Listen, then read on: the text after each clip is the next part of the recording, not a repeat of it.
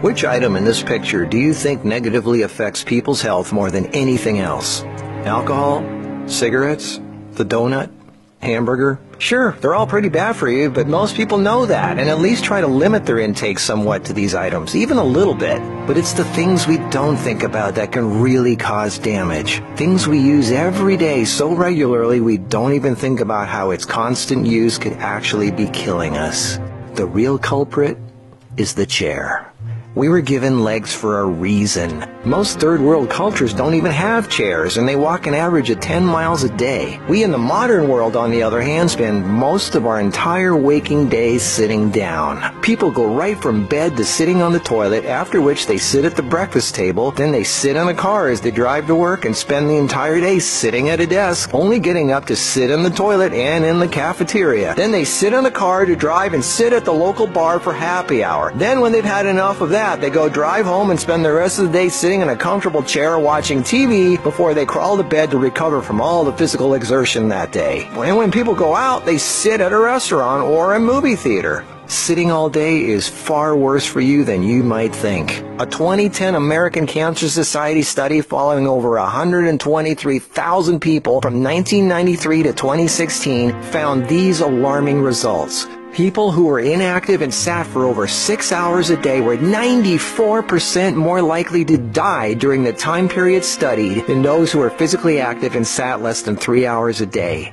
That's almost 100%. And get this, findings were independent of physical activity levels. The negative effects of sitting were just as strong in people who exercised regularly. 60%, that's over half of employees surveyed, were convinced they would be more productive if they had the option to work on their feet. Medical experts have started referring to long periods of physical inactivity and its negative consequences as sitting disease. Below this video are links to an endless list of medical studies showing physical inactivity and low fitness are serious threats to cardiovascular health. Even with a low body fat index, sitting has been linked to non-alcoholic fatty liver disease.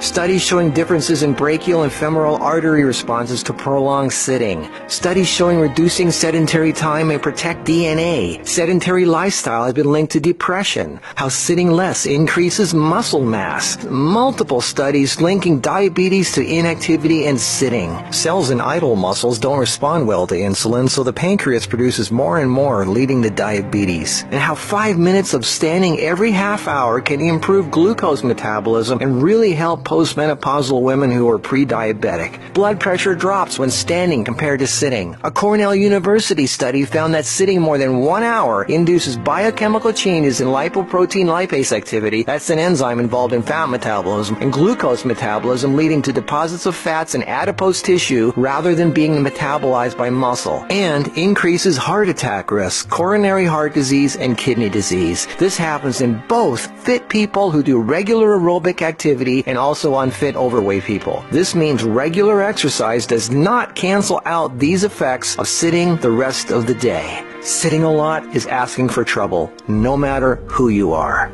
Another study at the University of South Carolina found that men who reported more than 23 hours a week of sedentary activity had a 64% greater risk of dying from heart disease than those who reported less than 11 hours a week. And many of these men routinely exercised. Cholesterol, blood sugar, triglycerides, diabetes, heart disease, and a number of health problems all became apparent. Studies have linked sitting to a greater risk for colon, breast, and endometrial cancers. Sitting for long periods of time can cause blood clots to form, which can travel to the brain, causing a stroke. Speaking of blood clots, lungs are twice as likely to develop pulmonary embolisms. Lack of physical activity leads to hypertension, high blood pressure, sleep apnea, snoring, compression of spinal discs, herniated lumbar discs. The Washington Post reported sitting a lot also causes leg disorders, varicose veins, swollen ankles, deep vein thrombosis, muscle degeneration, hip pain, and worst of all, a limp, sagging rear end because the glute muscles not only don't get used, circulation is cut off from the weight of the whole body pushing down on it. Medical News Today announced that our chairs are slowly but surely killing us.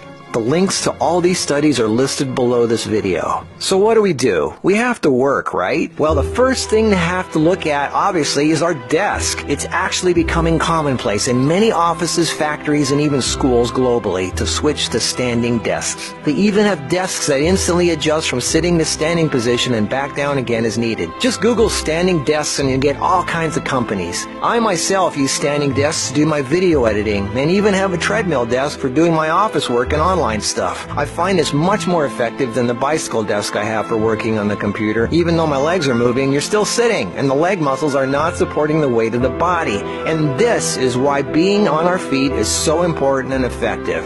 The act of standing requires all kinds of muscles to keep us from falling over. Muscles all over our body are constantly adjusting, tightening, and loosening to keep us balanced, from our feet to our legs to our torso, arms, and neck. That's thousands of muscles, big ones, little ones, constantly working to keep us from falling over. And all this work requires energy, which of course comes from our food, and fat, which doesn't get used if we sit around all day. So do as much as what you normally do standing up if you can. And if you can't, stand up every half hour for 5 minutes. Even if you don't do much, just stand up. And if you really want to get things moving, do some squats. And I don't mean 3 or 5, I mean 20 or 30. Take the stairs instead of the elevator. Throw out the TV and do more yard work. Clean up the house more. Do more repairs. Go to the park. Walk down the street or just stand around. Anything. You are not designed to sit. You are designed to be upright. Half your body is legs. They are there for a reason. Use them. If you value your life, get off your ass.